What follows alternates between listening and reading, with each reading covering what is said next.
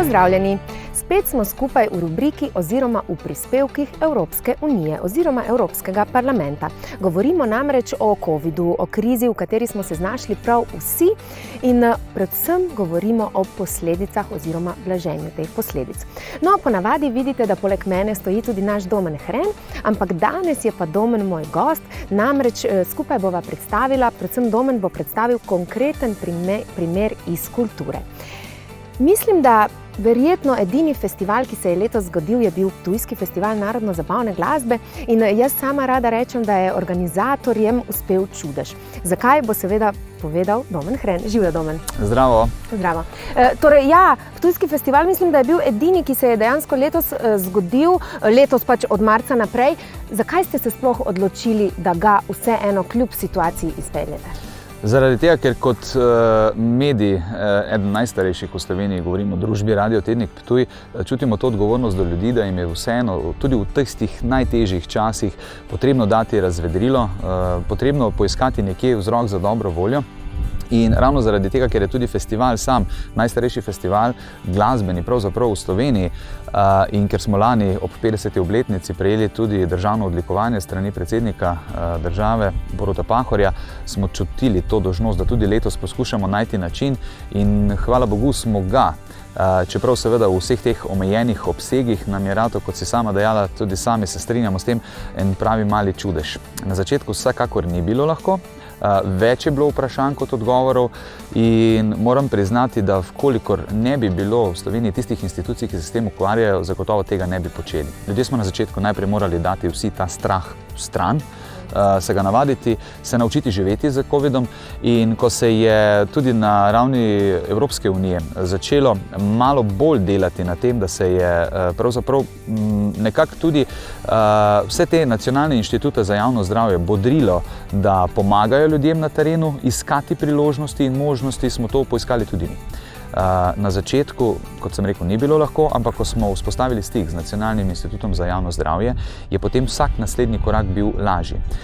Jaz jih moram tukaj pravzaprav pohvaliti, kljub nekemu negativnemu prizvoku, morda v medijih nasplošno, vkolikor je organizator kontaktiral Nacionalni inštitut za javno zdravje in potem poslal dotična vprašanja, je na vsa ta vprašanja dobil tudi zelo jasen odgovor. Tako smo mi potem opogumljeni z vsem tem znanjem, ki so nam ga posredovali, z vsemi temi ukrepi, ki so nam jih malo bolj detaljno razložili, nekako šli v samo pripravo festivala. Vedeli smo, kaj so osnovne usmeritve, da nas je lahko vsega skupaj največ 500 na samem prizorišču. In ko so na koncu prišli inšpektorji tisti večer, v petek, po samem festivalu, ko se je vse skupaj končalo, bili so kar 4, smo se seveda najprej ustrašili, ampak na koncu koncev lahko povem, da smo bili celo pohvaljeni. In kot en tak zrel vzgled, kako se sodeluje z nacionalnimi inštancami, ki so bile opogumljene strani Evropske unije, zagotovo lahko rečem, da smo slavili kar eno veliko zmago.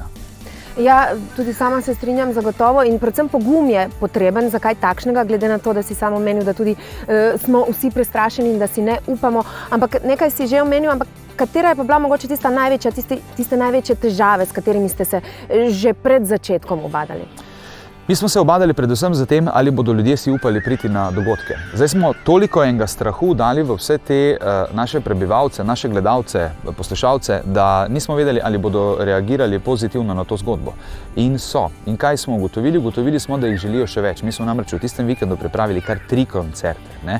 Tako da smo imeli kar 3-krat po 500 ljudi na prizorišču, ki je bil ogromen, kamor bi sicer spravili verjetno okoli 5000 ljudi, ne? Ampak vendarle jih je bilo vsakič do 500, čisto nič več. Po mestu naokoli se je muzika razlegala in verjamem, da nas je 5000 poslušalo tam v živo, ne? Za vsakim oglom uličice je bil zagotovo kdo, ne? Ob sprehajanju in tako naprej.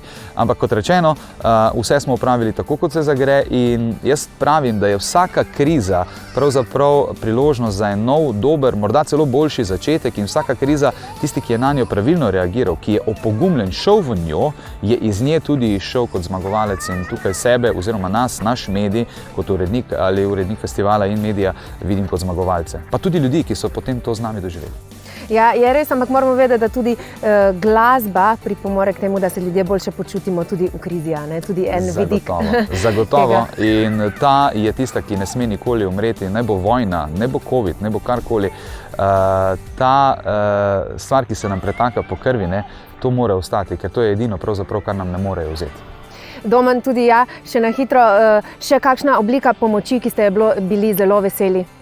Ja, zagotovo to, da smo bili opogumljeni, da smo vedeli, zakaj se gre in da smo na koncu, ko je Evropska unija tudi začela ekstenzivno vlagati sredstva v kulturo in vse ostalo, tudi strani kulturnega ministrstva potem na koncu bili presenečeni, da vendarle ne bodo odvzeli tistega, kar so ob rebalansu najprej načrtovali, in smo bili pravzaprav na koncu tudi v letošnjem letu upravičeni do vseh tistih sredstev, ki nam pripadajo kot mediju z posebnim pomenom v Sloveniji. Tako da pravzaprav vsem dobro. Domen, hvala lepa za to čudovito zgodbo, pa še več takšnih. Hvala. Dragi naši, ostanite torej v naši družbi, kot vidite, pripravljamo pozitivne zgodbe. V vsakem slabem se lahko zgodi nekaj dobrega, nekaj lepega, ampak seveda ob pomoči vseh nas, ob pomoči ostalih. Ostanite v naši družbi, še naprej vas informiramo in seveda gledamo pozitivno na svet. Objavo vsebin je podprl Evropski parlament. Evropski parlament ni bil vključen v pripravo vsebin in ne odgovarja za predstavljene informacije in stališča.